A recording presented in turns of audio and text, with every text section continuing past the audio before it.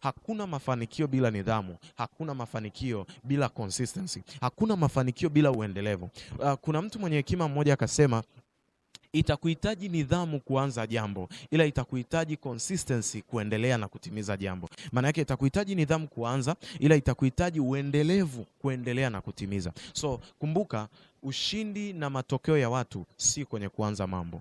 Washindi hawatambuliwi kwa kuanza pambano, washindi wanatambuliwa kwa kumaliza pambano. So kuna kushinda mambo kunakoletwa na kuyakamilisha mambo. Kuna mtu mmoja akasema, utashindwa hatua nyingi usizozichukua.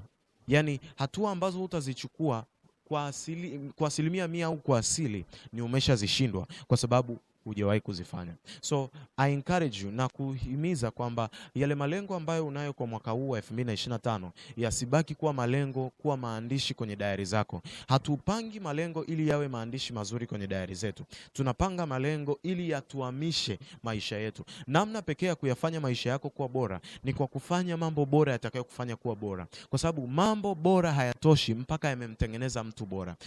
Kitu kinachotufanya tuamini aina ya mambo ni kuwa na ushahidi wa yale mambo yakiwa yameishi kwenye maisha ya mtu. Leo tunavyosema kupaa kunawezekana ni kwa sababu kuna mtu aliwahi kuonyesha hiyo kanuni ya kupaa mpaka ikatokea. Nilikuwa nasoma historia ya wale waliotengeneza ndege wanaitwa Wright Brothers. Kipindi walipokuwa wanaleta nadharia yao ya kwamba jamani, tunaweza kutengeneza usafiri utakaoweza kuelea hewani na kusafiri hewani, watu waliwapinga. Lakini mpaka leo tunaamini na tunatumia ndege ni kwa sababu kuna watu walisha prove kwamba usafiri wa ndege unawezekana.